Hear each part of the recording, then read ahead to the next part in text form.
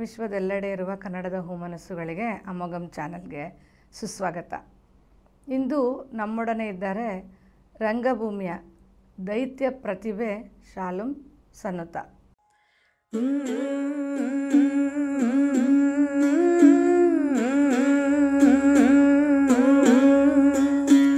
ಆರು ಮುನಿದು ನಮ್ಮನೇನ ಮಾಡುವರು, ಊರು ಮುನಿದು ನಮ್ಮನೆಂದು ಮಾಡುವರು. ನಮ್ಮ ಕುನ್ನಿಗೆ ಕೂಸ ಕೊಡಬೇಡ, ನಮ್ಮ ಸೊಣಗಂಗೆ ತಳಿಗೆಯ ಲಿಕ್ಕಬೇಡ. ಆನೆಯ ಮೇಲೆ ಹೋಹನ ಶ್ವಾನ ಕಚ್ಚಬಲ್ಲುದೆ. ಊರ ಕಣ್ಣು ಯಾರ ಕಣ್ಣು, ಮಾರಿ ಕಣ್ಣು ಹೋರಿ ಕಣ್ಣು, ಯಾವ ಮಸಣಿ ಕಣ್ಣು ಬೇತಮ್ಮ ಬೇತಮ್ಮ. ನಮ್ಮ ಪ್ರೀತಿ ಮ್ಯಾಲೆ ನಮ್ಮ ಪ್ರೀತಿ ಮ್ಯಾಲೆ ನಮ್ಮ ಪ್ರೀತಿ ಮ್ಯಾಲೆ ನಮ್ಮ ಪ್ರೀತಿ ಮ್ಯಾಲೆ. ನಮಸ್ಕಾರ ಮೇಡಮ್. ಇಂದಿನ ಕಾರ್ಯಕ್ರಮದಲ್ಲಿ ನಮ್ಮ ವೀಕ್ಷಕರ ಜೊತೆ ನಿಮ್ಮ ಅನುಭವಗಳನ್ನ ಹಂಚಿಕೊಳ್ಳಿ. ನಿಮ್ಮನ್ನು ಇವತ್ತಿನ ಕಾರ್ಯಕ್ರಮಕ್ಕೆ ಸ್ವಾಗತಿಸೋಕ್ಕೆ ನಂಗೆ ತುಂಬ ಸಂತೋಷ ಆಗ್ತಾ ಇದೆ. ಕಾರ್ಯಕ್ರಮಕ್ಕೆ ಸ್ವಾಗತ ಶಾಲೋಮ್ ಸನ್ನುತ ಅವರೇ. Thank you. ಶಾಲೋಮ್ ಸನ್ನುತ, ನಿಮ್ಮ ಹೆಸರಲ್ಲಿ ಅದೇ ಶಾಲೋಮ್ ಸನ್ನುತ ಅಂದರೆ ಅದು ಒಂಥರ ವಿಶಿಷ್ಟವಾಗಿದೆ ಅನಿಸುತ್ತೆ ನಮಗೆ, ಅಲ್ವಾ ಮ್ಯಾಮ್? ಅಂದರೆ ಶಾಲೋಮ್ ಸನ್ನುತ ಅಂತ ಹೇಳುವಾಗ ಅದು ಹೀಬ್ರೂ ಭಾಷೆಯಲ್ಲಿದೆ ಮ್ಯಾಮ್ ಆ್ಯಕ್ಚುಲಿ. ಸೊ ಶಾಲೋಮ್ ಅಂತ ಹೇಳಿದ್ರೆ ಶಾಂತಿ ಅಂತ, ಸನ್ನುತ ಅದು ಪಕ್ಕ ಕನ್ನಡ ಪದ, ನಾವು ಕನ್ನಡದವ್ರು ಬಳಸೋದ್ರಿಂದ ಸನ್ನುತ ಅಂತ ಹೇಳಿದ್ರೆ ಸ್ತುತಿಸಲ್ಪಟ್ಟವರು ಅಂತ ಅರ್ಥ ಬರುತ್ತೆ. ಸೊ ಶಾಲೋಮ್ ಸನ್ನುತ ಹೆಸರಲ್ಲೂ ಚೆನ್ನಾಗಿದೆ ಅರ್ಥ. Thank you ma'am. ಮೂಲತಃ ಮೈಸೂರೇ. ಅಜ್ಜಿ ತಾತ ಇಲ್ಲಿ ಬಂದು ಅವರು ವಾಸ ಆದರು. ಅಜ್ಜಿ ನಂಜನಗೂಡು, ತಾತ ತಂಜಾವೂರು.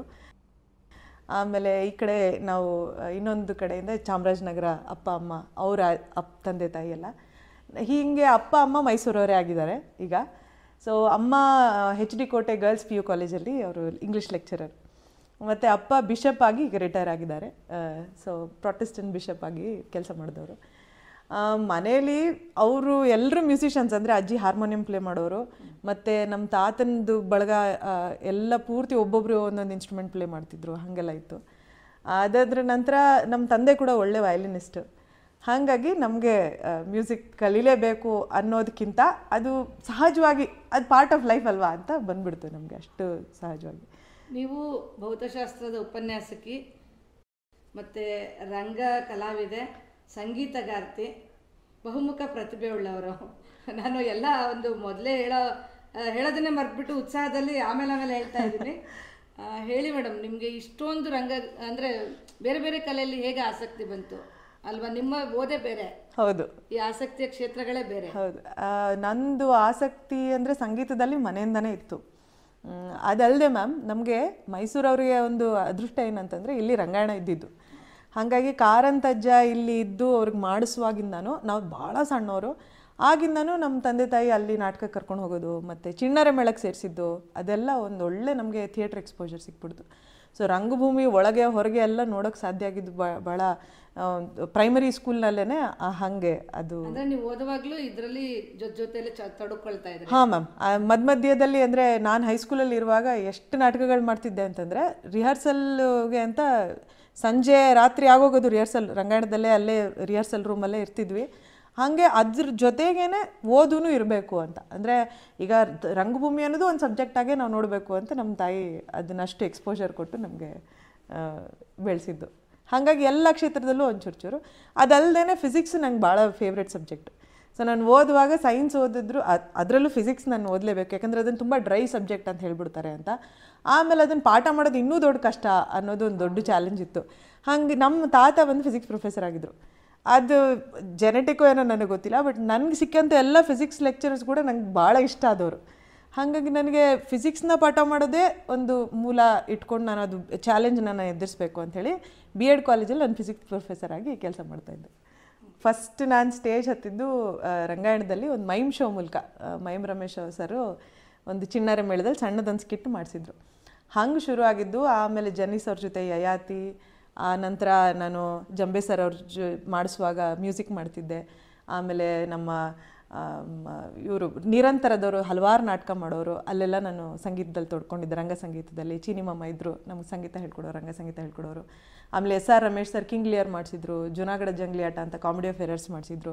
ಅವರ ಶೇಕ್ಸ್ಪಿಯರನ್ ಸುಮಾರು ನಾಟಕಗಳಲ್ಲಿ ನಾನು ತೊಡಸ್ಕೊಂಡೆ. ಜಯರಾಮ್ ತಾತಾಚಾರ್ ನಿರ್ದೇಶನ ಮಾಡಿದರು. ಆಮೇಲೆ KS ಶರತ್ ಅವ್ರು ನಾಗಮಂಡಲ ಮಾಡಿಸಿದ್ರು. ಹೀಗೆ ಅದು ಹೈಸ್ಕೂಲಿಂದನೂ ಸುಮಾರು ಎಲ್ಲ ಒಳ್ಳೊಳ್ಳೆ ಪ್ಲೇ ನಮಗೆ ಸಿಗ್ತಾ ಹೋಯಿತು. ಯಯಾತಿ ಮಾಡುವಾಗಲೂ, ಜನ್ನಿ ಸರ್ ಯಯಾತಿ ಮಾಡಿಸುವಾಗಲೂ ಅದೊಂಥರ ಒಳ್ಳೆ ಎಕ್ಸ್ಪೋಜರ್. ಹಾಗಾಗಿ ಅದು ತುಂಬ PU ತನಕನೂ ಸಾಕಷ್ಟು ನಾಟಕಗಳು, ರಂಗಭೂಮಿ ಒಂದು ಆವಿಷ್ಕಾರ ಎಷ್ಟು ಚೆನ್ನಾಗಿರುತ್ತೆ ಅಂತ ಶುರು ಆಯಿತು. ಅದಾದಮೇಲೆ ಓದು, ಸಂಸಾರ ಹಾಗೆಲ್ಲ ಒಂದು ದೊಡ್ಡ ಗ್ಯಾಪ್ ತೊಗೊಂಡು ನಂತರ ಈಗ ಪ್ರಸನ್ನ ಸರ್ ಅವರು ಬರೆದಿದ್ದು ಅರಣ್ಯಕಾಂಡ, ಆ ಮೂಲಕ ನಾವು ನವೋದಯ ಟೀಮ್ ಮೂಲಕ ಮತ್ತೆ ಇದು 2 ವರ್ಷ ಆಯಿತು ಮ್ಯಾಮ್. 2021-22 ಆ ಟೈಮಲ್ಲಿ ಅದನ್ನು ಪ್ರಾಕ್ಟೀಸ್ ಮಾಡಿದ್ದು. ಹಂಗೆ ಬಂದು ನಂತರ ಈಗ ನಾವು ನಿರ್ದಿಗಂತದಲ್ಲಿ ಅದು ಬಂದು ನಿಂತಿದೆ. ಹೌದು ಹೌದು ಹೌದು. ಅಲ್ಲೇನು ಮಾಡ್ತಿದ್ರು? ನಿರ್ದಿಗಂತದಲ್ಲಿ ಒಂದು ವಿಂಗ್ ಇದೆ ಮೇಡಮ್, ಥಿಯೇಟ್ರಿ ಟೀಚರ್ಸಿಗೆ ಅಂತ ಶಾಲಾ ರಂಗ ವಿಕಾಸ ಅಂಥೇಳಿ ಒಂದು ವಿಂಗ್ ಇದೆ. ಅಲ್ಲಿ ಏನು ಮಾಡ್ತೀವಿ, ಥಿಯೇಟರ್ ಟೀಚರ್ಸ್ನ ಒಂದು 5 ಜನನ ಅವ್ರು ಬೇರೆ ಬೇರೆ ಶಾಲೆಗಳಿಗೆ, ಅಂದರೆ ಕರ್ನಾಟಕದ ಬೇರೆ ಬೇರೆ ಒಂದು ಸಾಂಸ್ಕೃತಿಕವಾಗಿ ಅವರಿಗೆ ಬೇರೆ ಬೇರೆ ಎಕ್ಸ್ಪೋಜರ್ ಇರುವಂಥ ಶಾಲೆಗಳಿಗೆ 5 ಜನ ಶಿಕ್ಷಕರನ್ನ ಕಳಿಸಿ ಅಲ್ಲಿ ಮಕ್ಕಳಿಗೆ ರಂಗ ತರಬೇತಿಯನ್ನು ನೀಡುವಂಥದ್ದು. ಇದು ಕ್ಲಾಸ್ ಅವರ್ಸಲ್ಲೇ ಆಗುವಂಥದ್ದು. ಸೊ ಇದನ್ನು ಕೋಆರ್ಡಿನೇಟ್ ಮಾಡ್ತಾ ನಾನೀಗ ಅವ್ರ ಜೊತೆ ಹೌದು ಅಕಾಡೆಮಿಕಲ್ಲೇ ಅವ್ರು ಹೆಂಗೆ ಟೈಮ್ ಟೇಬಲಲ್ಲಿ PT ಪೀರಿಯಡ್, ಮ್ಯೂಸಿಕ್ ಪೀರಿಯಡ್ ಇರುತ್ತೋ ಹಾಗೆ ಥಿಯೇಟ್ರಿಗೋಸ್ಕರ ಒಂದು ಪೀರಿಯಡ್ ಮಾಡಿ, ಅದಲ್ಲದೇನು ಈ ರೆಸಿಡೆನ್ಷಿಯಲ್ ಸ್ಕೂಲ್ಗಳಲ್ಲಿ ಸಂಜೆ ಹೊತ್ತು ಸುಮಾರು ಟೈಮ್ ಸಿಗುತ್ತಲ್ಲ, ಆಗ ಸಂಪೂರ್ಣವಾಗಿ ರಂಗಭೂಮಿ ಮೂಲಕ ಬೇರೆ ಬೇರೆ ಸಬ್ಜೆಕ್ಟ್ನ ಕಾನ್ಸಂಟ್ರೇಟ್ ಮಾಡೋಕ್ಕಾಗುತ್ತಾ, ಅವ್ರು ಇಲ್ಲಿ ಆ್ಯಕ್ಟಿವಿಟಿ ಹೆಂಗೆ ಬೇರೆ ಬೇರೆ ಕಡೆ ಇಂಪ್ಲೈ ಮಾಡ್ಕೊಂಡು ಅವ್ರ ಪರ್ಸ್ನಾಲಿಟಿ ಡೆವಲಪ್ಮೆಂಟ್ ಆಗುತ್ತೆ. ಹಿಂಗೊಂದು ನಾವು ಒಂದು ಪೈಲಟ್ ಪ್ರಾಜೆಕ್ಟ್ ಇಟ್ಕೊಂಡು ಇವಾಗ ಮಾಡ್ತಾ ಇದ್ದೀವಿ ಮೇಡಮ್. ಒಂದು ವರ್ಷ ಆಗಿದೆ ಮೇಡಮ್ ನಮಗೆ. ಇದು 5 ಶಾಲೆ ನಡೆಯುತ್ತೆ. ಒಂದು ಹೊನ್ನಾವರ, ಬ್ರಹ್ಮಾವರ, ಮತ್ತು ಮೈಸೂರಲ್ಲೊಂದು, ಪಿರಿಯಾಪಟ್ಟಣದಲ್ಲೊಂದು, ಇನ್ನೊಂದು ಇದು ಹಾವೇರಿ ಜಿಲ್ಲೆ. ಹೀಗೆ 5 ಶಿಕ್ಷಕರು ಹೋಗಿದ್ದಾರೆ ಮೇಡಮ್. ಹೌದು ಹೌದು, ನಮ್ಮ ಶಿಕ್ಷಕರನ್ನ ನಮ್ಮ ಸಂಸ್ಥೆಯಿಂದ ಕಳಿಸಿದ್ದೀವಿ. ಮತ್ತು ಒಳ್ಳೊಳ್ಳೆ ನಮಗೆ ರಿಸಲ್ಟ್ ಕೂಡ ಬಂದಿದೆ. ಡ್ರಾಪ್ ಔಟ್ ರೇಟ್ಸ್ ಕಡಿಮೆ ಆಗಿದೆ, ಮತ್ತು ಮಕ್ಕಳಿಗೆ ಕಾನ್ಸಂಟ್ರೇಷನ್ ಜಾಸ್ತಿ ಆಗಿದೆ ಅಂತ ಹೇಳ್ತಾರೆ. ಹೀಗೆ ಸುಮಾರೆಲ್ಲ ಬೇಸಿಕ್ಕಾಗಿ ಅವ್ರ ಪರ್ಸ್ನಾಲಿಟಿ ಡೆವಲಪ್ಮೆಂಟ್ಗೆ ಏನೇನು ಬೇಕಾಗುತ್ತೆ ಅಂಥದ್ದು ಒಳ್ಳೆ ರಿಸಲ್ಟ್ಸ್ ಬಂದಿದೆ ನಮಗೆ. ತುಂಬ ಸಣ್ಣವಳಿಂದ ನಾನು ನಾಟಕದಲ್ಲಿ ಮಾಡ್ತಿದ್ದೀನಿ. ಸೊ ನನಗೆ ಕೋ ಆ್ಯಕ್ಟರ್ಸ್ ಎಲ್ಲ ಅಂಕಲ್ ಆಂಟಿ ಅಂತ ಹೇಳೇ ನನಗೆ ಗೊತ್ತಿದ್ದಾಗಿಂದನೂ ನಾನು ನಾಟಕ ಮಾಡ್ತಿದ್ದೀನಿ. ಅದರಲ್ಲೂ ಕಿಂಗ್ ಲಿಯರು, ನಾಗಮಂಡಲ ಇವೆಲ್ಲ ಒಂಥರ, ಯಯಾತಿ ಇವೆಲ್ಲ ಒಂಥರ ನನಗೆ ಫೌಂಡೇಶನ್ ಸ್ಟೋನ್. ಆಗಲೇ ಅಂಥದ್ದು ಕಾರ್ನಾಡ್ರು ಟೆಕ್ಸ್ಟು ಸಿಗೋವಂಥದ್ದು, ಶೇಕ್ಸ್ಪಿಯರ್ ಕನ್ನಡ ಅನುವಾದ ಸಿಗೋವಂಥದ್ದು, ಶಿವಪ್ರಕಾಶ್ ಅವ್ರದ್ದು, ಇದೆಲ್ಲದು ಒಂದು ಎಕ್ಸ್ಪೋಜರ್ ಮೇಡಮ್, ದೊಡ್ಡ ಜರ್ನಿ ಅದು. ಅದಲ್ಲದೆ ನಾವು ರಂಗ ಸಂಗೀತದಲ್ಲಿ ನಾನು ತುಂಬ ಕಲ್ತಿದ್ದೀನಿ. ಅಂದರೆ ಯಾವಾಗ ನಾನು ಒಂದು 20 ವರ್ಷ, ಹೌದು, ಒಂದು 20 ವರ್ಷ ಬ್ರೇಕ್ ತೊಗೊಂಡಾಗ ಪೂರ್ತಿ ನಾನು ತೊಡಗಿಸ್ಕೊಂಡಿದ್ದು ರಂಗ ಸಂಗೀತದಲ್ಲೇ. ಹಾಗಾಗಿ ಅಲ್ಲಿ ಬೇರೆ ಬೇರೆ ನಾಟಕಗಳಿಗೆ ಕಂಪೋಸ್ ಮಾಡೋದು, ಇರೋ ನಾಟಕಗಳನ್ನು ಹಾಡೋದು, ಕಾರಂತರದ್ದು ಯಥಾವತ್ತಾಗಿ ಹೇಗಿದೆ ಮೂಲ ಅದನ್ನು ತಿಳ್ಕೊಳ್ಳೋವಂಥದ್ದು, ಹೀಗೊಂದು ದೊಡ್ಡ ಸಂಗ್ರಹಣೆ ಮಾಡೋದು. ಈಗ ಮಧ್ಯೆ ಮಕ್ಕಳಿಗೆ ನಾನು ಕ್ಯಾಂಪ್ಗಳಲ್ಲಿ ರಂಗ ಸಂಗೀತ ಹೇಳ್ಕೊಡೋದು, ಇದೆಲ್ಲ ನಾನು ಮಾಡ್ತಿರ್ತೀನಿ. ಈಗ ಅರಣ್ಯಕಾಂಡ ನೀವು ಅಂದರೆ ನಿಮ್ಮದು ಬೇರೆ ಏನಾರು ವಿಂಗ್ ಇದೆಯಾ, ಇಲ್ಲ ನೀವು ನಿರ್ದಿಗಂತದಿಂದ ಮಾಡಿದ ಅರಣ್ಯಕಾಂಡ ನವೋದಯದಿಂದ ಮಾಡಿದ್ದು. ಈಗ ನಿರ್ದಿಗಂತದಿಂದ ಮಂಟೇಸ್ವಾಮಿ ಕಾವ್ಯ ಪ್ರಯೋಗ ನೀವು ಹೇಳಿದ್ರಿ, ಅದು ನಡೀತಾ ಇದೆ. ಮತ್ತು ಇನ್ನೊಂದು ರಸೀದಿ ಟಿಕೆಟ್ ಅಂತ ಈಗ ಸದ್ಯಕ್ಕೆ ಅಮೃತ ಪ್ರೀತಮ್ ಅವ್ರದ್ದು ಕತೆ ಕವಿತೆಗಳನ್ನ ಇಟ್ಕೊಂಡು ಆ ಒಂದು ನಾಟಕವನ್ನು ಒನ್ ವುಮೆನ್ ಶೋ ಮಾಡಿಕೊಂಡು ಅದನ್ನು ಸ್ವಲ್ಪ ಮ್ಯೂಸಿಕಲ್ ಎಲಿಮೆಂಟ್ಸ್ ಇಟ್ಕೊಂಡು ಅವ್ರ ಕಾವ್ಯಗಳಿಗೆ. ಹೌದು ಹೌದು ಮೇಡಮ್, ಅದು ಏಕವ್ಯಕ್ತಿ ಪ್ರದರ್ಶನ. ಅಂದರೆ ಏಕವ್ಯಕ್ತಿ ಅಂದರೆ ನಮ್ಮ ಟೀಮ್ ಅವ್ರು ಇದ್ದೇ ಇರ್ತಾರೆ ಬ್ಯಾಕಪ್. ನಮ್ಮ ಟೀಮ್ ಅವರೇ ಲೈಟಿಂಗು, ಮ್ಯೂಸಿಕ್, ಹೌದು, ಪೂರ್ತಿ 1 hour ನಮ್ಮದು ನರೇಷನ್ ಮತ್ತು ಮ್ಯೂಸಿಕ್ ಇರುತ್ತೆ ಮೇಡಮ್. ಸಣ್ಣವರಿಂದ ನಾನು ಹೇಳ್ದಂಗೆ ರಂಗಾಯಣದಲ್ಲಿ ಆ್ಯಕ್ಟರ್ಸ್ ನಮ್ಗೆ ಹೀರೋಯಿನ್ಗಳ ಥರ ಅಷ್ಟು ಇಂಪ್ರೆಸ್ ಆಗಿ ನಾವು ನೋಡಿದ್ದು. ಅದರಲ್ಲಿ ಎಲ್ಲ ರಂಗಾಯಣದ female actors, in fact Nandini madam, Shashikala madam ಅಥವಾ ನಮ್ಮ ಗೀತಾ ಮೇಡಮು, ಎಲ್ಲರದ್ದು ನಾನು ಅವರು ಎಫರ್ಟ್ನ ನೋಡ್ತಾ ಇದ್ದೀನಿ. ಆಸ್ ಡೈರೆಕ್ಟರ್ಸ್ ಅವರು ಸುಮಾರು ನಾಟಕಗಳನ್ನ ಶಾಲೆಗಳಿಗೆ ಮಾಡಿಸೋವಂಥದ್ದು, ಆಮೇಲೆ ಅವರೇ ಸೆಟ್ ವರ್ಕ್ ಮಾಡೋವಂಥದ್ದು, ಗೀತಾ ಮೇಡಮ್ ಲೈಟ್ ಮಾಡೋವಂಥದ್ದು, ಆಮೇಲೆ ಮಿಮಿಕ್ರಿನೂ ಮಾಡೋವಂಥದ್ದು. ಹೀಗೆ ಎಲ್ಲ ಕ್ಷೇತ್ರದ ರಂಗಭೂಮಿನ ಎಷ್ಟು ಸ್ಟ್ರಾಂಗ್ ಆಗಿದೆ ರಂಗಭೂಮಿ ಕ್ಷೇತ್ರ ಅಂದರೆ ಕಲಿಕೆಯಲ್ಲಿ, ನಾವು ಅದನ್ನು ಪಾರ್ಟ್ ಬೈ ಪಾರ್ಟ್ ಬೇರೆ ಬೇರೆ ಬೇರೆ ಬೇರೆ ಕಡೆ ನಾವು ಪ್ರೆಸೆಂಟ್ ಮಾಡ್ಕೊಳ್ಬೋದು. ಸೊ ಮಹಿಳೆಯರಿಗೆ ಅದು ಏನು, ಅದು ಮಹಿಳೆ ಅಥವಾ ಇದು ಪುರುಷ ಅಂತ ಬೈಫರ್ಕೇಟ್ ಮಾಡುವಂಥ ಯಾವ ಚಾನ್ಸು ಕೊಡಲ್ಲ ರಂಗಭೂಮಿ. ಎಲ್ರಿಗೂ ಸಮನಾಗಿ ಅವಕಾಶ ಚೆನ್ನಾಗಿದೆ, ಎಲ್ರಿಗೂ ಸಮನಾಗಿ ತಗೊಳುತ್ತೆ. ಆದರೆ ಅವಕಾಶ ಅಂತ ಬಂದಾಗ ನೀವು ಹೆಂಗೆ ಹುಟ್ಟಿಸ್ಕೋತೀರಿ ಆಪರ್ಚುನಿಟೀಸ್ ಅದ್ರ ಮೇಲೆ ಅದು ತುಂಬ ಚಾಲೆಂಜಿಂಗ್. ಮತ್ತು ಒಂದು ಕಡೆ ಖಂಡಿತ ರಿಸ್ಕ್ ಇದೆ ಮೇಡಮ್. ಯಾಕೆಂದರೆ ಹೈಸ್ಕೂಲಿಂದನೂ ನಾನು ನಾಟಕ ಮಾಡ್ಕೊಂಬರ್ತಿದ್ದೀನಿ ಅಂದವಾಗಲೂ ಒಂದು ಹೈಸ್ಕೂಲ್ ಹುಡುಗಿನ ನೀವು ಹೀಗೆ ರಿಹರ್ಸಲ್ ಕಳಿಸ್ಬಿಡೋದು ಸುಲಭ ಇಲ್ಲ. ಆವತ್ತೂ ಇರಲಿಲ್ಲ, ಇವತ್ತೂ ಇಲ್ಲ. ಯಾಕೆಂದರೆ ಅವತ್ತು ಸಮಾಜ ಹೆಂಗಿದೆ, ಇವತ್ತೇನು ತುಂಬ ಬದಲಾವಣೆ ಏನಾಗ್ಬಿಟ್ಟಿಲ್ಲ. ಹೌದು, ಅವಕಾಶಗಳು ಲೀಗಲಾಗಿ ಸಿಗ್ತಾ ಇವೆ ನಮಗೆ, ಆದರೆ ನಮ್ಮ ಸೆನ್ಸಿಬಿಲಿಟಿ ಅದು ತಿರ್ಗಾ ಎಲ್ಲೋ ವ್ಯತ್ಯಾಸ, ಏರುಪೇರು ಇದ್ದೇ ಇರುತ್ತೆ. ಸೊ ಇರೋ ಒಂದು ರಿಸ್ಕ್ ಫ್ಯಾಕ್ಟರ್ ಅಂತೂ ಇದೆ. ಆದರೆ ರಂಗಭೂಮಿ ಮೂಲಕ ಆ ರಿಸ್ಕ್ ಫ್ಯಾಕ್ಟರ್ನ ಅರ್ಥಕೊಂಡು ನಾವು ಸ್ಮಾರ್ಟಾಗಿ ಹೇಗೆ ಕೆಲಸ ಮಾಡ್ಬೋದು ಅನ್ನೋದು ಕೂಡ ರಂಗಭೂಮಿ ಕಲಿಸುತ್ತೆ. ಆದರೆ ಕಲಿಸಿದ್ದನ್ನು ನಾವು ಬೇರೆಯವ್ರಿಗೆಲ್ಲ ಕನ್ವಿನ್ಸ್ ಮಾಡಿ ಮುಂದೆ ಹೋಗೋದಿದೆಯಲ್ಲ, ಅದು ತುಂಬ ಚಾಲೆಂಜಿಂಗ್ ಆಗಿದೆ. ಇವತ್ತಿಗೂ ಭಾಳ ಕಷ್ಟದ ವಿಷಯ ಆಗಿದೆ ಇವತ್ತಿಗೂ ಅದು. ಆದರೆ ನಾನು ನೋಡ್ದಂಗೆ ತುಂಬ ಇನ್ಸ್ಪೈರಿಂಗ್ ಆಗಿ ನನಗೆ ಅನಿಸೋವಂಥದ್ದು, ಈಗ ಜ್ಯೋತಿ ಡೋಗ್ರಾ ಇದ್ದಾರೆ, ಅವರು ಅಂದರೆ ತುಂಬ ವರ್ಷದಿಂದ ಬೇರೆ ಬೇರೆ ಎಕ್ಸ್ಪೆರಿಮೆಂಟ್ ಮಾಡ್ಕೊಂಬರ್ತಾ ಇದ್ದಾರೆ, ಇಂಟರ್ನ್ಯಾಷನಲ್ ಲೆವೆಲಲ್ಲಿ ಓಡಾಡ್ತಿದ್ದಾರೆ. ಸವಿತಾ ರಾಣಿ ಇದ್ದಾರೆ, ನಮ್ಮ ರಸೀದಿ ಟಿಕೆಟ್ ನಿರ್ದೇಶನ ಮಾಡಿದವರು.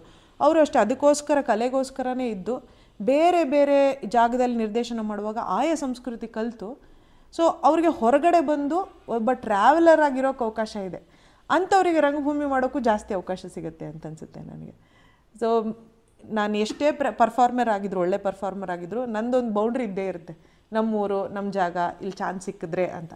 ಅದಲ್ಲದೆ ಹೆಣ್ಮಕ್ಳು ಎಷ್ಟು ಟ್ರಾವೆಲರ್ ಆಗ್ತಾರೆ ಅಷ್ಟು ರಂಗಭೂಮಿ ಅವ್ರಿಗೆ ತೆರ್ಕೊಳ್ತಾ ಹೋಗುತ್ತೆ ಅಂತ ಅನ್ಸುತ್ತೆ. ನೀವು ನಿಮ್ಮನ್ನ ನೀವು ಸೀಮಿತಗೊಳಿಸಬಾರ್ದು. ಹೌದು, ಇದೇ ಊರು, ಇದೇ ಒಂದು ತಂಡ ಅಂತ ಅವಕಾಶಗಳನ್ನ ನೀವೇ ಹುಡುಕಿ ಬೆಳೆಸ್ಕೊಂಡು. ಹೌದು ಹೌದು, ಅದೊಂದು ಮಾಡಲೇಬೇಕಾಗಿರುವಂಥ ಕೆಲಸ ಆಗಿದೆ ಇವತ್ತು ಹೆಣ್ಮಕ್ಳಿಗೆ. ರಂಗಭೂಮಿಲೇ ಇರೋರು ಅವರಿಗೆ ಎಷ್ಟು ಚೆನ್ನಾಗಿ ಈಗ ಅವಕಾಶಗಳು ಸಿಗ್ತಿದೆ ಅಂತಂದರೆ, ಈಗ ಹೆಚ್ಚು ನಿಮಗೆ ಮುಂಚೆ ಫಿಲಮ್ಗೆ ಹೋಗಬೇಕು ಅನ್ನೋದೊಂದಿತ್ತು, ಪಾಪ್ಯುಲರ್ ಆಗಬೇಕು, ಈ ಫೀಲ್ಡಲ್ಲೇ ಇರ್ತೀನಿ, ನಾನು ದುಡ್ಡು ಮಾಡಬೇಕು ಒಂದು ಸ್ವಲ್ಪ ಅಂತಂದರೆ ಫಿಲಮ್ ಒಂದೇ ಅಂತಿತ್ತು. ಈಗ ಸೀರಿಯಲ್ಗಳು ಬಂದಿದೆ. ಸೀರಿಯಲ್ಗೂ ಮೀರಿ ಈಗ ನಾವೆಲ್ಲ ಸಣ್ಣವರಿದ್ದಾಗ ಸೀರಿಯಲಲ್ಲಿ ಸುಮಾರು ಜನ ಹೆಣ್ಮಕ್ಳು ಕೆಲಸ ಮಾಡೋರು. ಸೀರಿಯಲ್ ಮೀರಿ ಈಗ ವೆಬ್ ಸೀರೀಸ್ಗಳು ಬಂದಿದೆ. ಅದರಲ್ಲಿ ಅವ್ರಿಗೆ ಫಿಲ್ಮ್ ಪಾಪ್ಯುಲಾರಿಟಿನೂ ಇದೆ, ಸೀರಿಯಲ್ ಥರ ಅವ್ರು ಯಾವಾಗ ಬೇಕೋ ನೋಡಬೇಕು, ಆ ಆ್ಯಕ್ಟ್ರನ್ನ ಅಪ್ರಿಷಿಯೇಟ್ ಮಾಡ್ಬೋದು ಅಂತ. ಮತ್ತು ಎಲ್ಲರ ಕೈಗೂ ಮೊಬೈಲ್ ಇದ್ದು ಎಲ್ಲರೂ ಇದು ಅವರ ಒಪಿನಿಯನ್ನ ಓಪನ್ ಆಗಿ ಸೋಷಿಯಲ್ ಮೀಡಿಯಾದಲ್ಲಿ ಶೇರ್ ಮಾಡೋದ್ರಿಂದ ಆ್ಯಕ್ಟ್ರ್ ಒಂದು ಸಣ್ಣದಾಗ ಅವ್ರು ಯಾರು ಅವ್ರು ಅಪ್ರಿಷಿಯೇಟ್ ಮಾಡ್ತು ಅಂದರೆ ಒಂದು ಸತಿ ಸೋಷಿಯಲ್ ಮೀಡಿಯಾಗೆ ಹಾಕಿದ ತಕ್ಷಣ ಎಲ್ಲ ಕಡೆ ಸ್ಪ್ರೆಡ್ ಆಗ್ತಾ ಇದೆ. ಅವ್ರು ಮತ್ತು ಈಗ ಸಿಗಬೇಕಾಗಿರೋ ಗೌರವ ಎಲ್ಲೋ ಎಲೆ ಮರೆಕಾಯಿಗೆ ಅಷ್ಟೊಂದು ವರ್ಷ ಇದ್ದರು ಅನ್ನೋದಕ್ಕಿಂತ ಬೇಗ ಅವ್ರಿಗೆ ಎಕ್ಸ್ಪೋಜರ್ ಸಿಗ್ತಾ ಇದೆ. ಸೊ ಆ ಲೆಕ್ಕದಲ್ಲಿ ಸೋಷಿಯಲ್ ಮೀಡಿಯಾ ಹೆಣ್ಮಕ್ಳನ್ನ, ಹೌದು ಎಷ್ಟೊಂದು ಪ್ರಾಬ್ಲಮ್ ಇದೆ ಏನೇನೋ ಹೇಳ್ತಾರೆ, ಬಟ್ ಇಂಥ ಸಣ್ಣ ಸಣ್ಣ ಅವಕಾಶಗಳನ್ನ ಓಪನ್ ಅಪ್ ಆಗೋಕ್ಕೆ ಹೆಣ್ಮಕ್ಳಿಗೆ ಸೋಷಿಯಲ್ ಮೀಡಿಯಾ ಒಂದು ದೊಡ್ಡ ಹೆಲ್ಪ್ ಆಗಿದೆ ಆ ಲೆಕ್ಕದಲ್ಲಿ. ಅದು ಡೇಂಜರಸ್ ಹೌದು, ಆದರೆ ಅದ್ರದ್ದು ಅಡ್ವಾಂಟೇಜು ಸಿಕ್ಕಿದೆ ನಮಗೆ, ನಾವು ಬಳಸ್ಕೋತೀವಿ ಅನ್ನೋ ಥರ. ಈಗ ನೀವೇ ಇದೊಂದು ಚಾನಲ್ ನಡೆಸ್ತಿದ್ದೀರಾ ಅಂದರೆ ಎಷ್ಟು ದೊಡ್ಡ ಅದು. ನೀವು ನಿಮ್ಮ ಆಂಟರ್ಪ್ರಿನರ್ಶಿಪ್ ಜೊತೆಗೆ ನಿಮ್ಮ ಎಫರ್ಟು ಸಾರ್ಥಕ ಅನಿಸುತ್ತೆ. ಒಂದಷ್ಟು ಜನಕ್ಕೆ ನಾನು ರೆಡಿ ಇಟ್ಟಿದ್ದೀನಿ ಕಂಟೆಂಟು ಅನ್ನೋದೇ ಬಹುಶಃ ಮಹಿಳೆಯರಿಗೆ ಇದು ಒಂದು ರಂಗಭೂಮಿದು ಪಾರ್ಟ್ ಆಫ್ ರಂಗಭೂಮಿ ಅಂತ ಅನ್ಬೋದು ನಾನು. ಸಂಗೀತ ಕಲ್ತಿದ್ದು ನಾನು ವಿದುಷಿ ಅನಿತಾ ಅಂತ ಮೇಡಮ್, ನಮ್ಮ ಮೇಡಮು ತುಂಬ ಅಂದರೆ ಭಾಳ ಸ್ಟ್ರಿಕ್ಟಾಗಿ ಕಲಿಸಿದ್ದು. ಹಾಗಾಗಿ ಅವರು ಮೈಸೂರೇ, ಅವ್ರನ್ನ ನಾನು ಖಂಡಿತ ನೆನೆಸ್ಕೊಳ್ಳೇಬೇಕು. ಎಷ್ಟು ಸ್ಟ್ರಿಕ್ಟ್ ಅಂದರೆ ನಂಗೆ ಅದು ಬೇಕು ಅಂದರೆ ಬೇಕೇ ಬೇಕು ಆ ಥರ. ಸೊ ನಮ್ಮ ಮನೇಲಿ ನಾನು ಹತ್ಕೊಂಡು ಮನೆಗೆ ಬಂದುಬಿಟ್ಟಿದ್ದೆ ಒಂದಿನ. ಅವರು ಜೂನಿಯರ್ ಎಕ್ಸಾಮ್ ಕಟ್ಟಿಸುವಾಗ ಶಾಸ್ತ್ರೀಯ ಸಂಗೀತದಲ್ಲಿ, ಇಲ್ಲ ನಾನು ಹೋಗಲ್ಲ ಕ್ಲಾಸ್ಗೆ, ಆ ಮಿಸ್ ಬೈತಾರೆ ಅಂತೇಳಿ ಬಂದುಬಿಟ್ಟಿದ್ದೆ. ನಮ್ಮ ಮನೆಯಲ್ಲಿ ಹೊಡೆತ ಹೆಂಗಿತ್ತಂದರೆ, ನಮ್ಮ ಮಿಸ್ಸೇ ಪರವಾಗಿಲ್ವಲ್ಲಪ್ಪ ಇದಕ್ಕಿಂತ ಅಂತೇಳಿ ವಾಪಸ್ ಓಡೋಗಿದ್ದೀನಿ ನಾನು. ಅದೇ ದಿನ ನಮ್ಮ ತಂದೆ ತಾಯಿ ಬೈಗಳ ತಡಿಲಾರ್ದೆ, ಹೊಡೆತ ತಡಿಲಾರ್ದೆ, ನೀನು ಕಲಿತೇ ಬರಬೇಕು, ಇಲ್ಲಾಂದರೆ ನೀನು ಬರಲೇಬೇಡ ಅಂತ. ನಮ್ಮ ಮಿಸ್ಸೇ ವಾಸಿ ಅಂತೇಳಿ ವಾಪಸ್ ಹೋಗಿ ನಮ್ಮ ಮಿಸ್ ನಮ್ಗೆ ಸಮಾಧಾನ ಮಾಡಿ ಅವರೇ ಊಟ ಕೊಟ್ಟು ಅವ್ರಿಗೆ ಕೂರಿಸ್ಕೊಂಡು ಅವ್ರ ಮನೇಲೆ ಹಾಗೆ ನಮ್ಮನ್ನ ಪ್ರಾಕ್ಟೀಸ್ಗೆ ಅವರು ಹಚ್ಚಿದ್ರು. ಹಾಗಾಗಿ ಇವತ್ತಿಗೂ ಅದು ಇದೆ, ಗಟ್ಟಿಯಾಗಿ ನಿಂತಿದೆ. ಅವ್ರು ಅಷ್ಟು ಪನಿಷ್ಮೆಂಟ್ ಕೊಟ್ಟು ಎಲ್ಲ ಕಡೆಯಿಂದ ಪನಿಷ್ ಆಗಿದ್ದು ಇವತ್ತು ಪರ್ಫಾರ್ಮೆನ್ಸ್ ಲೆವೆಲಿಗೆ ಹೋಗಿದೆ ಮೇಡಮ್. ಸೊ ಕರ್ನಾಟಕ ಶಾಸ್ತ್ರೀಯ ಸಂಗೀತ ಕಲಿತೆ, ಸೀನಿಯರ್ ಪೋರ್ಷನ್ಸ್ ಎಲ್ಲ ಕಲಿತೆ. ನಂತರ ನಾನು ರಂಗ ಸಂಗೀತದಲ್ಲಿ ಸುಮಾರು ನಾಟಕಗಳಿಗೆ ನಾನೇ ಓನ್ ಕಂಪೋಸ್ ಮಾಡೋಕ್ಕೆ ಶುರು ಮಾಡಿದೆ. ಆಮೇಲೆ ನಮ್ಮದೊಂದು ಬ್ಯಾಂಡ್ ಇದೆ ನಾವು ಅಂಥೇಳಿ, ಅದಕ್ಕೆ ಕೀಮೋ ಅವಾರ್ಡ್ಸ್ ಕೂಡ ಬಂತು 2018 ನಮ್ಮ ಸೋಲ್ಜರ್ ಸಾಂಗ್ಗೆ, ಯೋಧರ ಬಗ್ಗೆ ಒಂದು ಹಾಡು ಮಾಡಿದ್ವಿ. ಹೀಗೆ ಪರ್ಫಾರ್ಮೆನ್ಸ್ ಅದೇ ರಂಗಾಯಣ ಆ ಥರ ಕಡೆ ಕೊಡ್ತಿರ್ತಾರೆ. ಅದು ಕಿರುರಂಗಮಂದಿರದಲ್ಲಿ ಫಸ್ಟ್ ಶೋ ಆಯಿತು ಮೇಡಮ್. ಸುಮಾರು ಕಡೆ ಶೋ ಮಾಡಿದ್ದೀವಿ ಈಗಾಗಲೇ. ಮತ್ತು ಆಲ್ಬಮ್ ಸಾಂಗ್ ಕೂಡ ನಮ್ಮದೇ ಚಾನಲ್ ಇದೆ, ನಾವು ಚಾನಲ್ ನೀವು ನೋಡಿದ್ರೆ ನಾವು ಪೇಜಲ್ಲಿ ಯೂಟ್ಯೂಬ್ ಚಾನಲಲ್ಲಿ ನಮ್ಮದೆಲ್ಲ ಆಲ್ಬಮ್ಗಳು ಸಿಗುತ್ತೆ. ಈಗಲೂ ಪರ್ಫಾರ್ಮ್ ಮಾಡ್ತಾನೆ ಇರ್ತೀವಿ.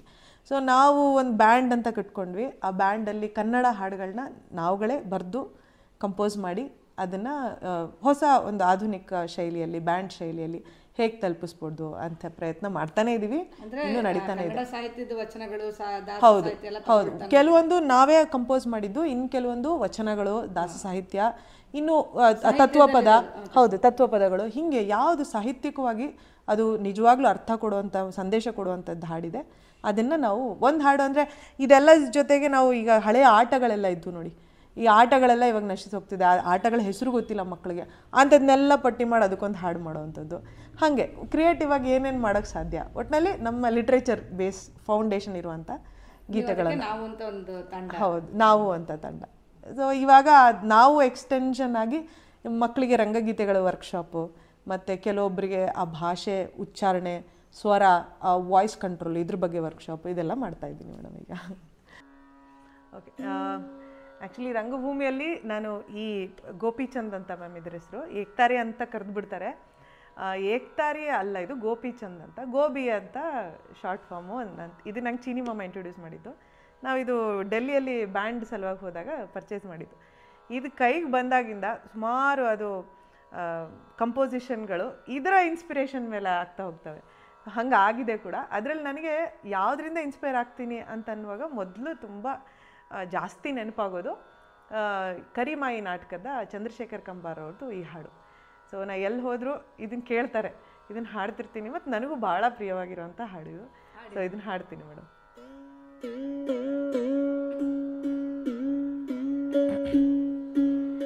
ಏ ಕುರುಬಾರಣ್ಣ ಸಾಧ್ಯುಳ್ಳ ಶರಣ, ಕಾಪಾಡೋ ಕುರಿಗಳನ, ಮಾಡುವೆ ನಮನ ಕಾಪಾಡೋ ಕುರಿಗಳನ. ಏ ಕುರುಬಾರಣ್ಣ ಸಾಧ್ಯುಳ್ಳ ಶರಣ, ಕಾಪಾಡೋ ಕುರಿಗಳನ, ಮಾಡುವೆ ನಮನ ಕಾಪಾಡೋ ಕುರಿಗಳನ. ಅರಿಯಬಾರದ ಅರಸ ಒಳಗೆ ಬಾರದೆ ಕುಳಿತ, ಅರಿಯಬಾರದ ಅರಸ ಒಳಗೆ ಬಾರದೆ ಕುಳಿತ, ಒಳ ಹೊರಗಾದವೋ ಹೊರಗ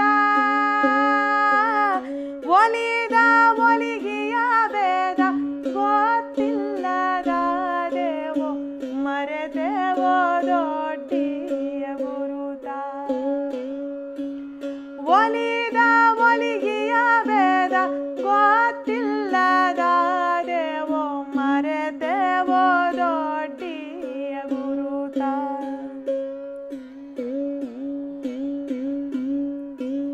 ಕಳಕೊಂಡು ಹಳಹಳಿಸಿ ತಿಳಿಯಾದೆ ತಿರಿಗೆವ, ಕಳಕೊಂಡು ಹಳಹಳಿಸಿ ತಿಳಿಯಾದೆ ತಿರಿಗೆವ, ಮತಿಗೆಟ್ಟು ಮರುಳಾದೆ ವಣ್ಣ. ಏ ಕುರುಬಾರಣ್ಣ ಸಾಧ್ಯುಳ್ಳ ಶರಣ, ಕಾಪಾಡೋ ಕುರಿಗಳನ, ಮಾಡುವೆ ನಮನ ಕಾಪಾಡೋ ಕುರಿಗಳನ. ಒಳಗ ಗದ್ದಿಗೆ ಮ್ಯಾಲೆ ಹುಲಿ ಬಂದು ಕುಂತಾವ, ಒಳಗ ಗದ್ದಿಗೆ ಮ್ಯಾಲೆ ಹುಲಿ ಬಂದು ಕುಂತಾವ, ತಳ ಕಿತ್ತು ಓಡದಿರೋ ಧೀರ, ಪ್ರಳಯಕ್ಕೆ ಹೊರಗಾಗಿ ಹೊರಗ ಹೆಂಗರ ಉಳುದಿ, ಕಾರ್ಯಕಾರಣ ಕಾಲವೀರ. ನಮ್ಮೊಳಗ ನೀ ನಡಕ, ನಿಮ್ಮೊಳಗ ನಾವಡಕ, ನಮ್ಮೊಳಗ ನೀ ನಡಕ, ನಿನ್ನೊಳಗ ನಾವಡಕ, ಬಿಟ್ಟರೆ ನಿದೆ ಬರಿಯ ಬಣ್ಣ. ಏ ಕುರುಬಾರಣ್ಣ ಸದ್ಯುಳ್ಳ ಶರಣ, ಕಾಪಾಡೋ ಕುರಿಗಳನ, ಮಾಡುವೆ ನಮನ ಕಾಪಾಡೋ ಕುರಿಗಳನ, ಮಾಡುವೆ ನಮನ ಕಾಪಾಡೋ ಕುರಿಗಳನ. ಹಾಡಲ್ಲಿ ಇಡೀ ನಮ್ಮ ಈಕ್ವಿಟಿ ನಾವೆಲ್ಲ ಯಾಕೆ ಗುದ್ದಾಡ್ತೀವಲ್ವ, ಅದೆಲ್ಲದ್ರ ಜೊತೆಗೆ ನೀನೊಬ್ಬ ಇದೆಯಾ ನಮ್ಮನ್ನ ಕಾಪಾಡ್ಬೇಕಣಪ್ಪ, ನನಗೇನೂ ಗೊತ್ತಾಗಲ್ಲ ಅನ್ನೋ ಹಂಬಲ್ನೆಸ್ ಇದೆಯಲ್ಲ, ಆ ಹಂಬಲ್ನೆಸ್ ಬಹುಶಃ ನನಗೆ ಏನೋ ಒಂದು ಗೊತ್ತು ಅನ್ನೋದನ್ನು ಕೂಡ ಕಡ್ದಾಕ್ಬಿಡುತ್ತೆ. ನೀನಿದ್ರೆ ನಾವು ಇರ್ತೀವಿ, ಇದು ನಾನು ನಿಮಗೆ ಹೇಳೋದಿರ್ಬೋದು, ಅಥವಾ ಯಾರೋ ನಾನು ನಂಬಿರೋ ದೇವ್ರಿಗೆ ಹೇಳೋದಿರ್ಬೋದು, ಅಥವಾ ನನಗೆ ಯಾರೋ ಗೆಳೆಯಂಗೆ ಹೇಳೋದಿರ್ಬೋದು, ಅಥವಾ ನಾನು ನನ್ನ ಸ್ಟೂಡೆಂಟ್ಸಿಗೆ ಹೇಳೋದಿರ್ಬೋದು, ಅದು ಯಾರಿಗಾದರೂ ಜಗತ್ತಿನಲ್ಲಿ ಹೇಳೋದಿರ್ಬೋದು. ನಿನ್ನ ಮುಂದೆ ನಾವು ನಮಸ್ಕಾರ ಮಾಡೋ ಪದ್ಧತಿ ಇಟ್ಕೋತೀವಲ್ಲ, ಅಷ್ಟೇ ಸಹಜವಾಗಿ ಈ ಹಾಡು ನನಗೆ ಗೊತ್ತಾಗಲ್ಲ, ನಿನಗೇನು ಗೊತ್ತು ನಾನು ಅದನ್ನು ಕಲಿತೀನಿ, ನನಗೇನು ಗೊತ್ತು ನಾನು ನಿಮ್ಗೆ ತಿಳಿಸ್ತೀನಿ ಅನ್ನೋ ಒಂದು ಇಡೀ ಮಾನವೀಯ ಟ್ರಾನ್ಸಾಕ್ಷನ್ನ ಹೇಳ್ಬಿಡುತ್ತಲ್ಲ. ಅದಕ್ಕೆ ನನಗೆ ಈ ಹಾಡು ಬಹಳ ಪ್ರೀತಿಯಿಂದ ನಾನು ಹಾಡೋ ಹಾಡು ಮೇಡಮ್. ಇದು ಬಹಳ ಒಳಗಿಳ್ಕೊಂಡು ಅದು ನನಗೆ ಹಾಡಿಸುತ್ತೆ. ಹಾಗಾಗಿ ಈ ಹಾಡು ಭಾಳ ಇಷ್ಟ. ಭಾವಪೂರ್ಣವಾಗಿ ಹೇಳಿದ್ರಿ madam. Thank you madam. Madam, ಈಗ ನೀವು ಸಂಗೀತ, ರಂಗಭೂಮಿ ಮತ್ತು ನಿಮ್ಮ ಅಧ್ಯಾಪಕ ವೃತ್ತಿ ಈ ಮೂರನ್ನು ನಿಭಾಯಿಸ್ತಾ ಇದ್ದೀರಾ, ಜೊತೆಗೆ ಮನೆಯಲ್ಲಿ ಗೃಹಿಣಿ. ಹೌದು. ಸೊ ಎಲ್ಲವನ್ನೂ ಹೇಗೆ ನೀವು ಒಂದು ಹೊಂದಾಣಿಕೆಯಲ್ಲಿ ನಿಭಾಯಿಸ್ತಾ ಇದ್ದೀರಾ ಮೇಡಮ್? ನಿಭಾಯಿಸೋದು ಅದು ಒಳಗಿಂದ ಸ್ಫೂರ್ತಿ ಇದ್ದೇ ಇದೆ. ನಾನು ಮಾಡಬೇಕು ಅನ್ನೋದು, ಅದು ಹೇಳ್ತಾರಲ್ಲ ಅಬ್ದುಲ್ ಕಲಾಂ, ಹಾಗೆ ನನಗೆ ಒಂದು ಕನಸಿತ್ತು ಅಂತಂದರೆ ಆ ಕನಸು ನೆರವೇರೋ ತನಕ ನಿದ್ದೆ ಬರಬಾರ್ದು, ಅಷ್ಟು ಅದು ನನಗೆ ಕಾಡಿಸ್ಬೇಕು ಅಂತ. ಅದು ಹಂಗಾಗುತ್ತೆ ಮೇಡಮ್. ಅದರಲ್ಲೂ ರಂಗಭೂಮಿ ಅಂತೂ ಅದನ್ನು ಇನ್ನೂ ಜಾಸ್ತಿ ಪ್ರೇರಣೆ ಮಾಡೇ ಕೊಡುತ್ತೆ. ಸೆಳೆತ ಜಾಸ್ತಿನೇ. ಅದೇ ಸೆಳೆತ ನನಗೆ ಫಿಸಿಕ್ಸ್ನಲ್ಲೂ ಇದೆ, ಮತ್ತು ಅದೇ ಸೆಳೆತ ಸೈಕಾಲಜಿಯಲ್ಲೂ ಇದೆ, ಮತ್ತು ಇಲ್ಲಿ ನಾನು ಸಂಗೀತದಲ್ಲೂ ಇದೆ. ನನಗೆ ಬಹುಶಃ ಆ ಸೆಳೆತ ಮತ್ತು ಅಲ್ಲಿ ನಾನು ಕಂಡುಕೊಂಡಿರೋ ಸಾಮ್ಯತೆಯೇ ಬಹುಶಃ ಈ ಪೆಡಗಾಜಿ ಡ್ರಾಮಾ ಅಂತ ಮಾಡ್ತೀವಿ B.Edನಲ್ಲಿ. ಅಂದರೆ ಪಾಠನ ನಾಟಕವಾಗಿ ರಂಗಭೂಮಿಯಾಗಿ ಮಾಡೋಕ್ಕೆ ಸಾಧ್ಯನಾ, ಅಥವಾ ಒಂದು ವಿಷಯನ ಆ್ಯಕ್ಚುಲಿ ಟೀಚಿಂಗೇ ಒಂದು ರಂಗಭೂಮಿ ಮೇಡಮ್ ನನ್ನ ಪ್ರಕಾರ. ಅದೇ ಥಿಯೇಟ್ರು. ಅದನ್ನು ಎಷ್ಟು ಚೆನ್ನಾಗಿ ವಿಷಯನ ಅರ್ಥ ಮಾಡಿಸ್ತೀವಿ, ಎಷ್ಟು ಎಳೆಯಾಗಿ ನಾವು ಎಳಿತಾ ಹೋಗ್ತೀವಿ. ಈಗ ಒಂದು ಕತೆ ಓದ್ತೀವಿ ಉದಾಹರಣೆಗೆ, ಆ ಕತೆ ನನಗೆ ಹೇಗೆ ಅರ್ಥ ಆಗುತ್ತೆ ಅನ್ನೋದು ಒಂದು ಮೇಜರ್ ಪ್ರಶ್ನೆ. ಆ ಪ್ರಶ್ನೆ ಮಾಡ್ಕೋತಾ ನಾನು ಹೆಂಗೆ ಕತೆ ಅರ್ಥ ಮಾಡ್ಕೋತೀನಿ ಅನ್ನೋದು ಒಂದು ಕಡೆ ಆದರೆ, ನಾನು ನಿಮಗೆ ಹೇಳಬೇಕು ಅಂತಂದರೆ ನಿಮ್ಮನ್ನು ನಾನು ಎಷ್ಟು ಅರ್ಥ ಮಾಡ್ಕೊಂಡಿದ್ದೀನಿ, ನಿಮಗೆ ಯಾವ ಥರ ನಾನು ಆ ಕತೆ ಹೇಳಬೇಕು ಅನ್ನೋದು ನನ್ನ ತಲೆಯಲ್ಲಿ ಅಷ್ಟು ಲೇಯರ್ಸ್ ಓಡ್ತಾ ಇರುತ್ತೆ. ಸೊ ಆದರೆ ಅವ್ರಿಗೆ ಹೇಗೆ ಹೇಳಬೇಕು ನಾನು, ಮತ್ತು ಎಷ್ಟು ವಿಷಯ ಅವ್ರಿಗೆ ಹೇಳಿದ್ರೆ ಅವ್ರಿಗೆ ಅರ್ಥ ಆಗುತ್ತೆ, ನನ್ನಲ್ಲಿರೋ ಎಷ್ಟು ರಿಸೋರ್ಸ್ ಅವ್ರಿಗೆ ಕೊಡ್ಬೋದು ಅಂತ. ಆ ಟೀಚಿಂಗ್ ಟ್ರಾನ್ಸಾಕ್ಷನ್ ಏನಿದೆ, ಈ ಕೊಟ್ಟು ತಗೊಳ್ಬೇಕೇ ರಂಗಭೂಮಿ ಬೇಸಿಕಲಿ. ಹಾಗಾಗಿ ಪಾಠ ಮಾಡೋದು, ಪಾಠ ಅರ್ಥ ಮಾಡ್ಕೊಳ್ಳೋದು, ಕತೆ ಓದೋದು, ಹಾಡು ಹೇಳೋದು, ಎಲ್ಲದರಲ್ಲೂ ಇಷ್ಟೇ ಲೇಯರ್ಸ್ ಇರಬೇಕು ಅಂತ ನನಗನ್ಸುತ್ತೆ. ಈಗ ನಾನು ಒಂದು ಹಾಡು ಹೇಳ್ತೀನಿ ಅಂತಂದರೆ ಅದು ಎಲ್ಲರೂ ಎದ್ದು ಕುಣಿಯೋ ಥರ ಹಾಡು ಅಲ್ಲದೆ ಇರ್ಬೋದು, ಆದರೆ ನಾನು ಹೇಳೋ ಪದದ ಅರ್ಥ ನಾನು ಎಷ್ಟು ಕೇಳಿಸ್ಕೋತೀನೋ ಅದು ಅವ್ರಿಗಷ್ಟೇ ಕೇಳಿ ಅವರು ಹೌದಪ್ಪ ಅಂತ ಅವ್ರಿಗೆ ಅನಿಸ್ಬಿಟ್ರೆ ಬಹುಶಃ ಅದು ಒಬ್ಬರಿದ್ದರೂ 100 ಜನ ಇದ್ದರೂ 1,00,000 ಜನ ಇದ್ದರೂ ಸಾರ್ಥಕ ಅಂತ ನನಗನ್ಸುತ್ತೆ ಮೇಡಮ್. ಸೊ ಹಾಗೆ ಎಲ್ಲದರಲ್ಲೂ ಉಸಿರಾಡೋದು ಹೇಗೆ ಸಾಮ್ಯ ಅಂತ ಅನಿಸುತ್ತೋ ಪ್ರತಿಯೊಂದು ವಿಷಯದಲ್ಲೂ, ಹಾಗೆ ಎಲ್ಲದರಲ್ಲೂ ನಾವು ಕನೆಕ್ಟ್ ಮಾಡ್ಕೊಳ್ತಾ ಹೋಗ್ಬೋದು. ನನಗೆ ಮುಖ್ಯವಾಗಿ ಕೆಲವು ಶಿಕ್ಷಕರು, ಈಗ ನಾ ಹೇಳಿದ ಸಂಗೀತ ಅಂದರೆ ನಮ್ಮ ಸಂಗೀತ ಮೇಡಮು, ಹಾಗೆ ನಮ್ಮ ಮನೇಲಿ ನಮ್ಮ ಅಜ್ಜಿ, ಅವರು ಇವಾಗ ಶಿ ಈಸ್ ಆಲ್ಮೋಸ್ಟ್ 90, ಇವತ್ತಿಗೂ ಕೂತ್ಕೊಂಡು ಒಂದು ಕಡೆ ನಾನು ಸುಮ್ಮನೆ TV ನೋಡ್ತೀನಿ ಆ ಥರ ಮಾಡೋದಿಲ್ಲ ಮೇಡಮ್. ಏನಾದರೂ ಒಂದು ಮಾಡ್ತಾನೆ ಇರ್ತೀನಿ. ನಿಟ್ಟಿಂಗ್ ಮಾಡ್ತಾರೆ, ಅಲ್ಲಿ ಕ್ರೋಶೆ ಕೆಲಸ ಮಾಡ್ತಿರ್ತಾರೆ, ಇಲ್ಲಿ ಅವರು ಮ್ಯೂಸಿಕ್ ಏನೋ ನೋಟ್ಸು ಹೊಸದಾಗಿ ಇನ್ನೂ ಕಲಿಯೋಕ್ಕೆ ಟ್ರೈ ಮಾಡ್ತಿರ್ತಾರೆ, ಫ್ಲೂಟ್ ನೋಡ್ತಾರೆ, ಏನೋ ಈಗಲೂ ಆ ಉತ್ಸಾಹ ಇದೆ. ಹಾಗೆ ನಮ್ಮ ತಾಯಿ ಇನ್ಸ್ಪಿರೇಷನ್ ಅಂತ ಹೇಳಬಾರ್ದು, ಅವ್ರು ಸುಮ್ಮನೆ ಎಲ್ಲದಕ್ಕೂ ತಳ್ಳಿದ್ರು ನಮಗೆ ಚಿಕ್ಕ ವಯಸ್ಸಿನಲ್ಲಿ. ಯಾವುದೂ ಅಯ್ಯೋ ಅದನ್ನು ಮಾಡಿ ಏನೋ ಆಗಬೇಕಾಗಿದೆ, ತುಂಬ ಉತ್ತೇಜನ ಕೊಟ್ಟರು ನಮ್ಮ ತಾಯಿ ತಂದೆ ಇಬ್ಬರು. ಅದರಲ್ಲೂ ನಮ್ಮ ತಾಯಿ ಜಾಸ್ತಿ. ಯಾಕೆ ಅಂತಂದರೆ ಒಂದು ಪೇಂಟಿಂಗ್ ಏನೋ ಮಾಡ್ತೀವಿ ಅಂತಂದರೆ ಆ ಪೇಂಟಿಂಗ್ ಅದು ಮಾಡಿ ಏನು ಮಾಡಬೇಕು, ನಾನು ಸುಮಾರು ಜನ ಪೇರೆಂಟ್ಸ್ನ ನೋಡಿದ್ದೀನಿ, ಪೇಂಟಿಂಗ್ ವೇಸ್ಟ್, ಸುಮ್ಮನೆ ಟೈಮ್ ವೇಸ್ಟ್, ಕೂತ್ಕೊಂಡು ಓದೋಕ್ಕಾಗಲ್ವಾ, ಹಂಗಾಗಲ್ಲ. ಅದು ಪೇಂಟಿಂಗ್ ಕೊಡೋ ಶಕ್ತಿ ಓದೋಕ್ಕೆ ನಂಗೆ ಇನ್ನೇನಕ್ಕೂ ಹೆಲ್ಪ್ ಆಗ್ತಿರುತ್ತೆ. ಅದನ್ನು ಪೇರೆಂಟ್ಸ್ ಅರ್ಥ ಮಾಡ್ಕೊಳ್ತಾ ಹೋದರೆ ಬಹುಶಃ ಅದೇ ಪ್ರತಿಯೊಂದು ಹಂತದಲ್ಲೂ ನಮ್ಗೆ ಇನ್ಸ್ಪಿರೇಷನ್ ಆಗ್ತಾ ಹೋಗುತ್ತೆ ಅನಿಸುತ್ತೆ. ಹಾಗೆ ನಾನು ಹೇಳಿದೆ, ನಾನು ನಿಮಗೆ ಸಂಗೀತ ಅಥವಾ ಯಾವುದೇ ಒಂದು ಕಲೆ ಭಾಗವನ್ನು ನಾವು ಹಿಡಿತೀವಿ ಅಂತಂದರೆ, ಕಲ್ತ್ಕೊಳಕ್ಕೆ ಹೋಗ್ತಿದ್ದೀವಿ ಅಂದರೆ ಅದಕ್ಕೆ ತಪಸ್ಸು. ಅದ್ರಲ್ಲಿ ನಮ್ಮ ತಂದೆ ಹೇಳೋರು, ಅದು ಬೇಕು ಅಂದರೆ ಅದಕ್ಕೆ ತಪಸ್ಸು ಮಾಡಲೇಬೇಕು. ಸುಮ್ಮನೆ ಹಿಡಿದು ಕೂತಲ್ಲೆಲ್ಲ ಬರಲ್ಲ. ಧ್ಯಾನ ಆ ಥರ ಅದನ್ನ ಒಳಗೆ ಹಾಕಿಸ್ಕೊಂಡು ಊಟ ನಿದ್ದೆ ಬಿಟ್ಟು ನನಗಿದು ಒಲಿಸ್ಕೊಳ್ಳೋಕ್ಕೆ ನನಗೆ ಹೆಲ್ಪ್ ಮಾಡಪ್ಪ ಅಂತ ಬೇಡ್ಕೊಂಡು ನಾವು ಅದನ್ನು ಪ್ರಾಕ್ಟೀಸ್ ಮಾಡ್ತಾ ಹೋಗಬೇಕು, ಆವಾಗ ಅದು ಒಲಿಯುತ್ತೆ ಅಂತ.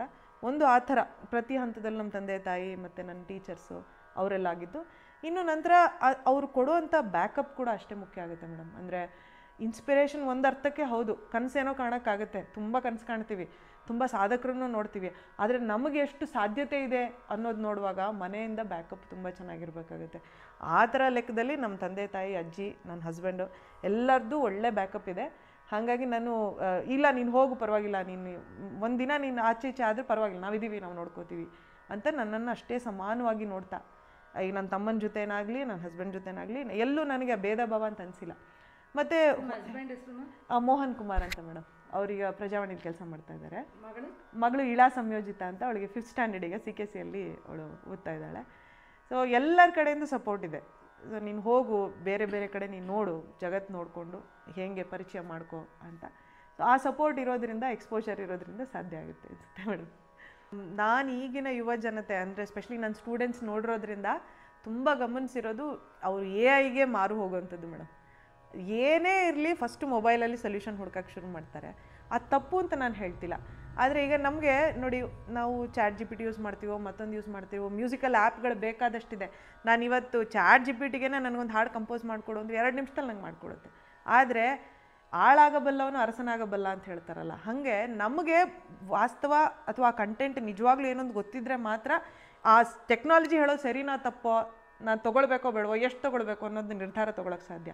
ಹಾಗಾಗಿ ಎಲ್ಲ ಪ್ರತಿಯೊಬ್ಬರು ಮಕ್ಕಳಾಗಲಿ ಯುವಕರಾಗಲಿ ಓದಬೇಕು, ತುಂಬ ಪುಸ್ತಕಗಳನ್ನು ಓದಬೇಕು. ಬರೆಯೋರು ಜಾಸ್ತಿ ಆಗಿದ್ದಾರೆ ಇವತ್ತು, ಆದರೆ ಓದೋರು ಭಾಳ ಕಡಿಮೆ ಆಗಿದ್ದಾರೆ. ಇರುವ ಇತಿಹಾಸ ಯಾವುದನ್ನು ಓದಬೇಕು ಅದನ್ನೊಂಚೂರು ಅವ್ರು ಹುಡ್ಕೋಕ್ಕಾದ್ರೂ ಪ್ರಯತ್ನ ಪಡಬೇಕು. ಮೊಬೈಲಲ್ಲಿ ಓದೋದು ಬೇರೆ ಮೇಡಮ್.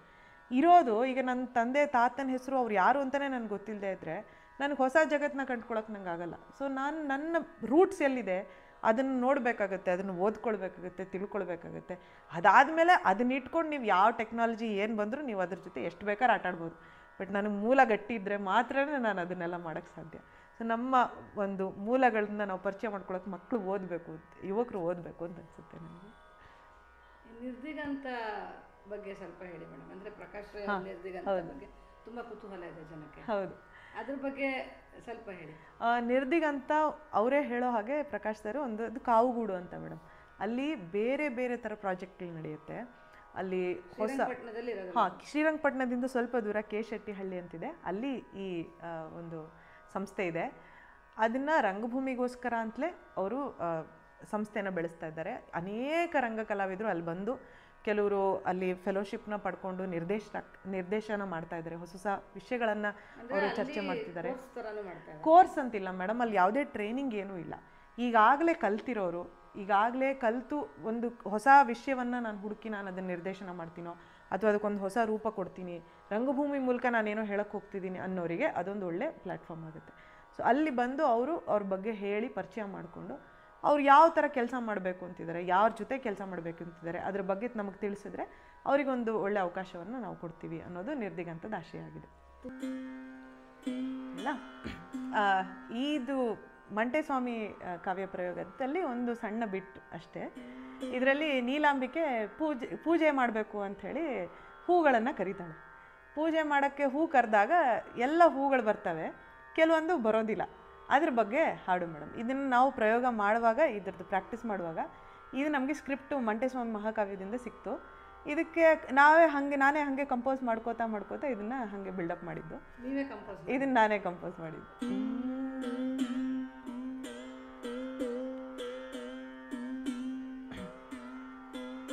ತೋಟದಲ್ಲಿ ಹುಟ್ಟೋಳೆ ತೋಟದಲ್ಲಿ ಬೆಳೆಯೋಳೆ 77 ನೆರೆಯವಳೆ ಸೂವಿ 77 ನೆರೆಯವಳೆ ಸೂವಿ 77 ನೆರೆಯವಳೆ ಶ್ಯಾಮಂತ್ಗೆ ನೀ ಬಂದು ಲಿಂಗೈಗೆ ಎಡೆಯಾಗು ಸೂವಿ ನೀ ಬಂದು ಲಿಂಗೈಗೆ ಎಡೆಯಾಗು ಸೂವಿ ಮಾಳದಲ್ಲಿ ಹುಟ್ಟೋಳೆ ಮಾಳದಲ್ಲಿ ಬೆಳೆಯೋಳೆ ಕುಳ್ಳು ಗಿಡದಲ್ಲಿ ಇರುವಾಳೆ ಸೂವಿ ಕುಳ್ಳು ಗಿಡದಲ್ಲಿ ಇರುವಾಳೆ ಸೂವಿ ಕುಳ್ಳು ಗಿಡದಲ್ಲಿ ಇರುವ ಪುಟ್ಟ ತುಂಬೆ ನೀ ಬಂದು ಲಿಂಗೈಗೆ ಎಡೆಯಾಗು ಸೂವಿ ನೀ ಬಂದು ಲಿಂಗೈಗೆ ಎಡೆಯಾಗು ಸೂವಿ ಜಾಜಿ ಮಲ್ಲಿಗೆ ಹೂವೆ ಸೂಜು ಮಲ್ಲಿಗೆ ಹೂವೆ ಅಂಡು ಮಲ್ಲಿಗೆ ದುಂಡು ಮಲ್ಗೆ ಹೂಗಾಳೆ ಸೂವಿ ಅಂಡು ಮಲ್ಗೆ ದುಂಡು ಮಲ್ಗೆ ಹೂಗಾಳೆ ಸೂವಿ ಅಂಡು ಮಲ್ಗೆ ದುಂಡು ಮಲ್ಗೆ ಸುಗಂಧ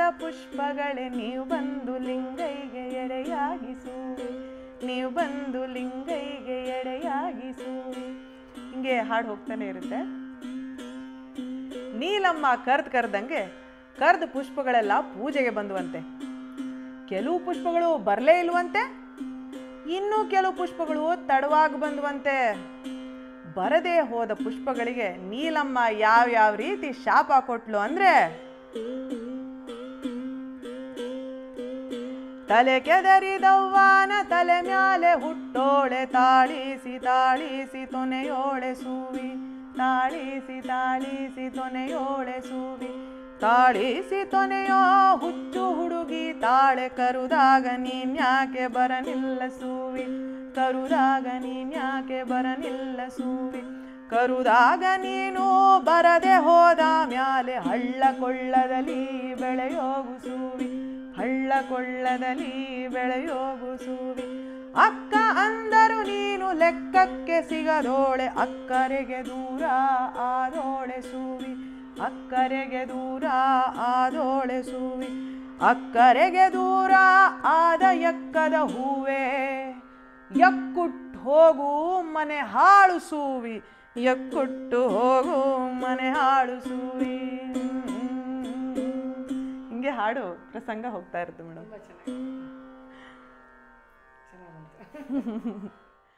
ಇಲ್ಲಿವರೆಗೂ ನೀವು ನಿಮ್ಮ ಅನೇಕ ಅಂದರೆ ಒಂದು ಪ್ರತಿಭೆ ಅಲ್ಲ, ಬಹುಮುಖ ಪ್ರತಿಭೆಯವರು ನೀವು ಅನೇಕ ರೀತಿಯ ವಾದ್ಯಗಳನ್ನು ನುಡಿಸೋದನ್ನು ಕಲ್ತಿದ್ದೀರಾ. ಮತ್ತು ನಿಮ್ಮ ನಟನಾ ಕೌಶಲ್ಯ ಅಂತೂ ಹೇಳಂಗೆ ಇಲ್ಲ, ಅಷ್ಟು ಚೆನ್ನಾಗಿ ನಟನೆ ಮಾಡ್ತೀರಾ, ಹಾಡ್ತೀರಾ. ಇಂತಹ ಒಂದು ಬಹುಮುಖ ಪ್ರತಿಭೆ ಅನಾವರಣ ನಮ್ಮ ವೀಕ್ಷಕರಿಗೆ ನಿಮ್ಮಿಂದ ಆಯಿತು. ತುಂಬ ಥ್ಯಾಂಕ್ಸ್ ಮೇಡಮ್. ಮತ್ತು ನೀವು ನನಗೆ ಇನ್ನೊಂದು ಎಪಿಸೋಡ್ ಮಾಡಿಕೊಡ್ತೀನಿ ಅಂತ ಹೇಳಿದ್ದೀರಾ, ಖಂಡಿತ ಮಾಡಿಕೊಡ್ಬೇಕು. ಸೊ ನಿಮಗೂ ನಿಮ್ಮ ಚಾನಲ್ ಅವರಿಗೂ ನನ್ನ ಕಡೆಯಿಂದ best wishes, all the best, ಎಲ್ಲ ಒಳ್ಳೆಯದಾಗಲಿ. ಮತ್ತು ನಿಮ್ಮ ಹಾರೈಕೆ ಖಂಡಿತ ನಾನು ಅದನ್ನು ಮನಸ್ಸಿನಲ್ಲಿ ಇಟ್ಕೊಂಡು ಆ ನಿಟ್ಟಿನಲ್ಲಿ ನಾನು ಇನ್ನೂ ಹೆಚ್ಚಿನ ನಂಗೆ ಫೋನ್ ಮಾಡಬೇಕು, ಖಂಡಿತ ಹೆಚ್ಚಿನದ್ದೇನು ಮಾಡ್ಬೋದು, ನಾನು ಏನು ಕಾಂಟ್ರಿಬ್ಯೂಟ್ ಮಾಡ್ಬೋದು ನಾನು ಮಾಡ್ತೀನಿ ಮೇಡಮ್. ಧನ್ಯವಾದಗಳು ಮೇಡಮ್. Thank you madam. ಒಳ್ಳೆಯದಾಗಿ. Thank you. ಇದುವರೆಗೂ ಶಾಲೂನ್ ಸನ್ನುತಾ ಇವರ ಒಂದು ಸಂದರ್ಶನ ನಮ್ಮ ಚಾನಲ್ನಲ್ಲಿ ಮೂಡಿ ಬಂದಿದೆ. ಇದು ಅವರು ಒಂದು ಸಮಯವನ್ನು ನಮಗೋಸ್ಕರ ಅವರು ಮೀಸಲಿಟ್ಟು ಸಂದರ್ಶನ ಮಾಡಿಕೊಟ್ಟಿದ್ದಾರೆ.